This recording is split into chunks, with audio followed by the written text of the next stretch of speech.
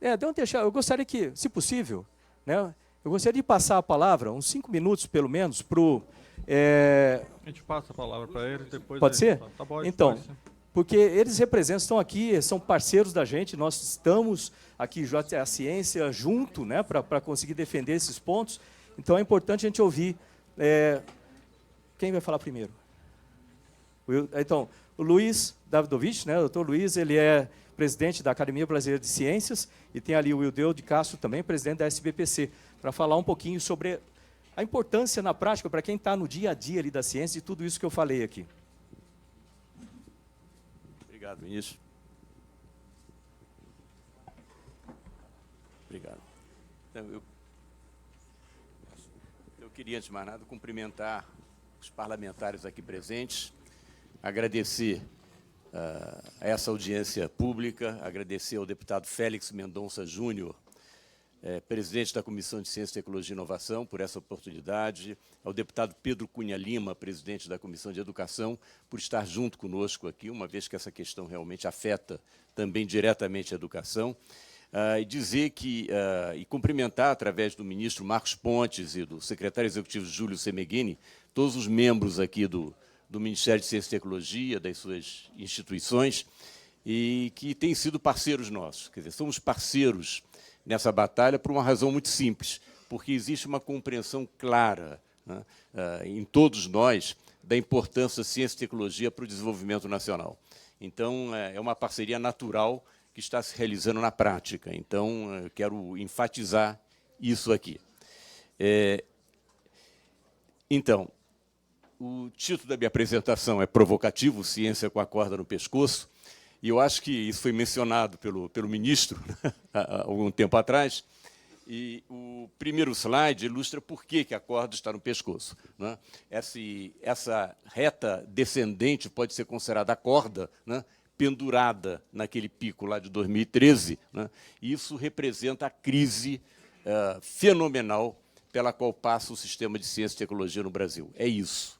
Tá certo? Que foi extremamente agravado agora com um corte de 42% no orçamento do Ministério de Ciência e Tecnologia, que mata. Isso mata. Esse corte é terminal. Não dá para continuar. Uma vez que essa reta descendente, assim, quase uma queda na gravidade, né, tem provocado já nos nossos laboratórios, e pergunta a qualquer cientista aqui, né, nos nossos laboratórios tem jovens pesquisadores brilhantes que estão deixando o país.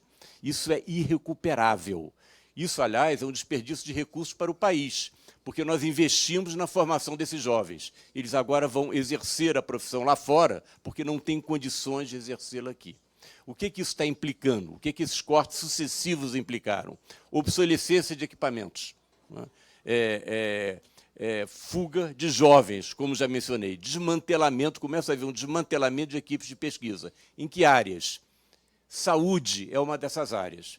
Vão lá na Universidade Federal do Rio de Janeiro, no Centro de Ciências da Saúde, conversar com os pesquisadores lá. Eles vão contar o que está acontecendo, né? Os jovens pesquisadores estão saindo do Brasil, eles não estão sem recursos para insumos nas ciências biológicas, isso é extremamente importante, falta recurso para insumo, enfim, isso é desmantelamento de um sistema que levou um tempão para ser construído, não é? Com a fundação do CNPq, não é? Com a fundação da FINEP, né? Da CAPES, enfim, com as FAPES, toda essa estrutura que levou anos para ser conquistada pode ser desmontada em muito pouco tempo. E é isso que nós estamos vendo. Então, se eu estou falando isso de forma talvez dramática, é porque eu estou sentindo de forma dramática, e eu represento aqui a comunidade científica, como o Wildeu representa também. Então, esse é o sentimento da comunidade científica, da comunidade acadêmica, ao ver esses jovens saírem do país, haver destroçado o esforço de décadas para construir a ciência brasileira. E o que representou aquela curva ascendente, que vem desde 1950, desde a fundação do CNPq, mesmo antes já havia contribuição, mas a fundação do CNPq, da CAPES, da FINEP, foi fundamental, né, para a evolução da pós-graduação no Brasil, para a evolução das universidades brasileiras, para a evolução da ciência no país. Então, o que significa aquilo? O que significa essas bolsas que foram mencionadas pelo ministro, né? Significa, por exemplo, um aumento da produtividade da soja no Brasil em pelo menos 4 vezes. Em alguns lugares do país, chega a 7 vezes. Né? Ciência brasileira. Começou, sabe como, esse aumento da produtividade? Lá no estado do Rio, com o trabalho de uma pesquisadora chamada Joana Dobereiner, que, em seu laboratório, descobriu uma maneira de fixar nitrogênio no solo usando bactérias. Isso economiza para o Brasil bilhões de dólares por ano, porque nós não temos que importar adubo nitrogenado. Aumentou a produtividade da soja a tal ponto que, hoje em dia, cada real depositado em ciência, em pesquisa e desenvolvimento da Embrapa, tem um retorno 12 vezes maior. Isso supera a média internacional. É impressionante esse retorno, não é? Então, essa é a situação que nós estamos. Isso foi resultado daquela curva ascendente. Foi também resultado daquela curva ascendente a fundação de empresas de base tecnológica que estão competindo no mercado internacional. Sem aquela curva ascendente, não existiria uma Embraco, empresa brasileira de compressores, que, acreditem, é a maior empresa de compressores do mundo, Brasil, maior do mundo, tá certo? Foi criada graças ao Departamento de Engenharia Mecânica da Universidade Federal de Santa Catarina. Isso é ciência. É ciência. Não existiria a WEG, né, protagonista em equipamentos elétricos. Né? Não existiria o pré-sal. Lembre-se que há poucos anos atrás o pré-sal era considerado uma aventura. Não vai dar certo. É agora mais de 50% da produção de petróleo no Brasil. É uma tecnologia muito arriscada, de fato, mas foi conquistada. Foi conquistada por quê? Colaboração de laboratórios de pesquisa em muitas universidades brasileiras pelo país afora, do norte a sul. Engenheiros mecânicos envolvidos, geólogos, geofísicos, matemáticos, físicos, químicos, engenheiros químicos, uma atividade interdisciplinar que resultou numa riqueza fantástica para o Brasil, que é o petróleo do pré-sal. Quando a gente tem uma empresa de cosméticos, né, Natura, que compete no exterior com a L'Oréal, isso é o que? É ciência brasileira. Esses produtos são desenvolvidos junto com laboratórios de universidades. Então, isso é aquela curva ascendente. Né? Saúde, né? Enfrentamento do vírus da Zika, e agora tem o chikungunya aí, entender o que ele faz com o cérebro, né? Diagnóstico dos efeitos, efeito do investimento na ciência. Graças àquele investimento, temos equipes extremamente competentes nas universidades brasileiras que conseguem enfrentar epidemias emergentes rapidamente. Isso foi um grande sucesso no Brasil, que, aliás, implica tanto na aplicação como em pesquisa básica. Isso apareceu nas páginas das melhores revistas internacionais, Nature, Science, está lá. Pesquisa brasileira, ciência made in Brasil, tá certo? E é isso que aquela curva ascendente fez. Né? O que a falta de investimento e a falta de ambiente favorável está, por outro lado, produzindo no Brasil? Produz também isso aí. Isso aí é a balança comercial do Brasil nos últimos anos. Vai de 1996 até 2013. A curva azul clara é o total da balança comercial em milhões de dólares. A curva que sobe lá, azul, são produtos não industrializados. As duas curvas que descem são produtos industrializados e com alta e média alta industrialização. A parte com média e alta industrialização na balança comercial do Brasil também cai vertiginosamente. Isso, em parte, é devido ao boom das commodities, né, que fez com que a balança comercial se desviasse para as commodities. Mas vocês veem que a consequência disso a longo prazo são as crises repetidas que temos no Brasil. Um Brasil que depende de exportações de commodities, que não varia a sua pauta de exportações, que não amplia essa pauta, agregando valor aos produtos, está sujeito a isso, está sujeito a preços internacionais, está sujeito a decisões de compra de outros países. Né? Isso nos prejudica enormemente. Talvez por isso mesmo, o Brasil ainda ocupa o 64º lugar no Índice Global de Inovação. Cresceu na última avaliação de 69º para 64º. Ótimo. E esse crescimento, pelas observações que eu encontrei lá no Índice Global de Inovação, são devidas, segundo o Índice Global de Inovação, à qualidade de publicações científicas. Veja lá, universidades, especialmente as de São Paulo, Campinas e Federal do Rio de Janeiro, que entram nesse cálculo do Índice Global de Inovação. Então, está aí a contribuição das universidades públicas na formatação desse Índice Global de Inovação. Né? Então, o que me chateia um pouco nesse gráfico, né, e nesse índice global, é que o Brasil está atrás, na América Latina, do Chile, da Costa Rica, do México, do Uruguai e da Colômbia. Vamos lá, pessoal, vamos reagir a isso. Tá certo? Precisamos de uma agenda de desenvolvimento baseada na ciência e tecnologia. Então, segundo estudos da União Europeia, baseados em 23 estudos que visam ampliar o impacto mundial da pesquisa em ciência e tecnologia, o valor total gerado pela pesquisa pública é entre 3 a 8 vezes o valor do investimento. Isso está nesse livro que vocês podem conseguir na internet. O valor da pesquisa União Europeia. Né? A taxa de retorno da maior parte dos projetos é entre 20% e 50%. E entre 20% e 75% das inovações não poderiam ter sido desenvolvidas sem a contribuição da pesquisa pública, desenvolvida até 7 anos antes. Então, isso é um dado internacional. E nós precisamos chegar aí. Tá certo? Já estamos aí em algumas áreas, mas ainda é muito pouco o que nós temos no Brasil.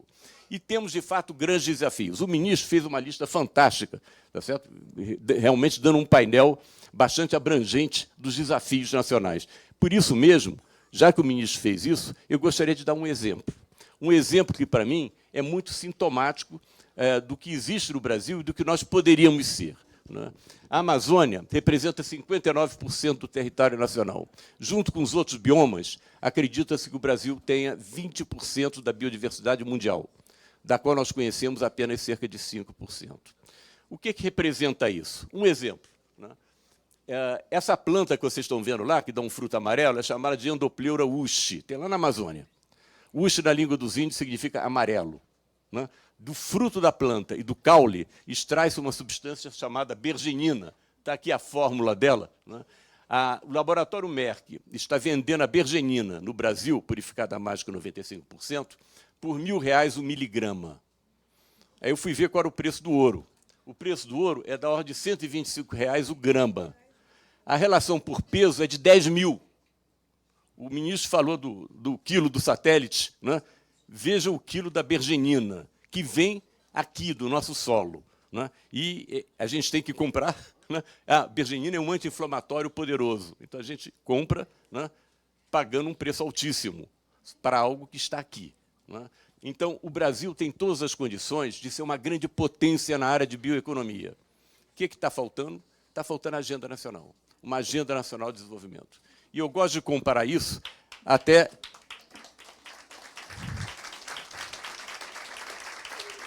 Eu gosto de comparar isso, até em homenagem ao ministro, ao nosso astronauta, ao que aconteceu nos Estados Unidos após a União Soviética lançar o Sputnik. Eles entraram em pânico, achando que iam perder a corrida espacial. Foi nesse momento que ocorreu o famoso discurso de John Kennedy, chamado Discurso da Lua, em que ele disse, na próxima década, nós vamos colocar um ser humano na Lua. O que eles fizeram a partir daí? Mudaram a educação básica de ciências. Ciência com mão na massa, não é cuspidis. Livros, produziram livros com comitês de altíssima qualidade, prêmio Nobel até participando, para ensinar as crianças a fazer experiências com objetos em torno, não precisa de kit. E aprender aprender ciência fazendo ciência e manifestar sua curiosidade, fazer perguntas, o que é muito importante. Mudar a educação básica, mudaram o perfil industrial e, em 9 anos, colocaram um homem na Lua. Isso foi um grande projeto mobilizador nacional. Então, cabe a pergunta, qual é a nossa Lua? Qual é a Lua do Brasil? Não vamos para aquela Lua que eles já estão lá. Tá aí uma nossa Lua. Está aí uma nossa Lua, bioeconomia, tá certo? Uma agenda nacional baseada numa biotecnologia, baseada na biodiversidade brasileira. Nós temos que ter essa agenda. É a única? Não, tem outras coisas também. Energias renováveis, isso aqui é um paraíso para energias renováveis. Temos que estimular isso, temos que competir com aquilo que nós temos de graça. Nós temos de graça esse território nacional, essa riqueza, vamos usá-la nesse sentido. Isso se aplica não só à Amazônia, se aplica ao mar costeiro, 4,5 milhões de quilômetros quadrados, é quase um outro Brasil. Não tem só petróleo, tem uma biodiversidade fantástica lá, e a Marinha Brasileira, aliás, está cooperando na investigação dessa biodiversidade, com um navio de pesquisa que está lá, o Vital de Oliveira. Precisamos também fazer uma prospecção do que está acontecendo lá fora, até para reconhecer as nossas fragilidades. Então, veja esse anúncio aí, da Memphis Meats, anunciando a carne sem um animal que vai para a mesa. Isso é carne produzida com tecnologia de célula-tronco. Você tira a célula do animal sem matar o animal e produz um bife. Então, os jornais da área, o Wall Street Journal, Startups, serve galinha a partir do laboratório. Vocês podem pensar, isso é exótico. Isso é uma empresa considerada uma das mais quentes do Vale do Silício, tá certo? Que está produzindo carne artificial de boi, porco e frango. Frango você pode escolher se a carne é clara ou escura, tá certo? Então, eles fazem isso. Muito bem. A China comprou recentemente, isso foi em 2017, né? A tecnologia de Israel de fabricar essa carne. Israel tem 3 empresas que fazem isso, né? Eles não têm uma extensão territorial, não pode fazer pecuária extensiva. Então, a China comprou, investiu $300 milhões nessa tecnologia. Por que a China faria isso? Razão deles, primeiro, querem reduzir poluição.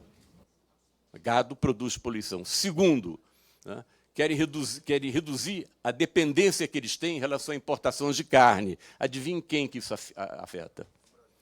Terceiro, querem reduzir a importação de soja que serve para alimentar os animais. Adivinhe quem que isso atinge? Né? Então, nós temos que tomar muito cuidado para não ficarmos deitados em berço esplêndido. Exportação de alimentos pelo Brasil é importantíssimo. Temos que continuar nisso, né? Mas temos que olhar, fazer a prospecção. Isso aqui, eu vou pular os slides, que já me avisaram que meu tempo passou. Isso aqui é um estudo que mostra a soja sendo produzida na África Meridional. O terreno é propício, né? E a China comprou terras lá. A África Meridional está mais próxima da China que o Brasil. O frete é mais barato. Então, não estou dizendo que isso vai acontecer. Estou dizendo que é função nossa, de todos, fazer essa prospecção, ver o que está acontecendo. Carros elétricos, caminhões sem motorista, né? Nos Estados Unidos, tem uma diretoria da National Science Foundation que está tratando do futuro do emprego. Vão ser 3,5 milhões de choferes de caminhão desempregados, né? Então, são projeções para o futuro. Ah, bom, isso aqui é minha área, eu não pude deixar de mostrar, né, Marcos? Então, a Mercedes-Benz contratou a IBM para fazer cálculos de bateria elétrica usando o computador quântico. Então, isso tudo está acontecendo lá fora. E nós? Vamos ficar acomodados? Não é? Então, isso tudo é para dizer que o Ministério de Ciência e Tecnologia tem uma importância muito grande. Não é? Esse é um quadro de itens que o Congresso poderia atuar neles. É muito importante, o ministro já falou sobre isso, não é? A aprovação do PLS 315, que impede o contingenciamento do Fundo Nacional de Desenvolvimento Científico e Tecnológico e transforma no fundo financeiro. A aprovação do PL 5876-16, que destina 25% do Fundo Social do Pré-Sal à Ciência, Tecnologia e Inovação, e, muito importante, derrubada dos vetos 3 de 2019. É a lei dos fundos patrimoniais, o Congresso aprovou integralmente, aí foi vetada pelo presidente. Não tivemos tempo de esclarecê-lo. Queremos fazer isso, tá certo? O item que foi vetado é o item que dá isenções fiscais, incentivos fiscais para quem financiar ciência e tecnologia. Não estamos inventando a roda. Isso existe nos Estados Unidos, existe na Alemanha, na Inglaterra, Japão. Uma porção de países tem isso. Então, vamos imitar os outros, né? Não precisa ser grande o incentivo, pode ser um pequeno incentivo que sinalize a vontade do Congresso e do Executivo de apoiar essas medidas de incentivo à ciência e tecnologia. Bom, é isso que eu queria falar. Obrigado pela atenção de vocês.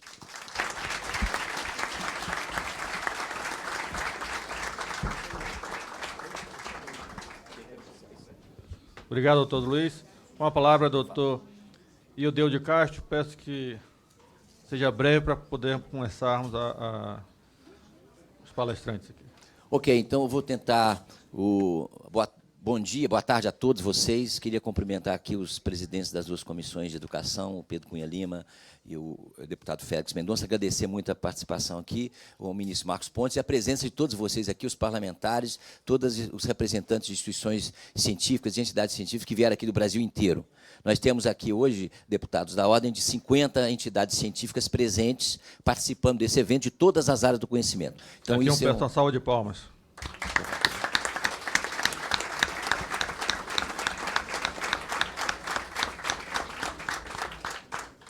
Bem, então, eu também, como sou físico, colega do Luiz, teria muitos gráficos, mas não vou fazê-lo. Porque, às vezes, apresentar os gráficos aqui nessa situação, a gente fica um pouco deprimido, porque a queda é tão gigantesca, né, e você, inclusive, parou ali nos 42%, você não colocou no gráfico, no último contingenciamento de 42%. Mas, certamente, todos aqui têm a percepção do que significa isso. Então, a mensagem que a gente está trazendo aqui para os senhores deputados é que a comunidade científica brasileira, hoje, e tecnológica, e todos os setores envolvidos também com a inovação, estão extremamente preocupados.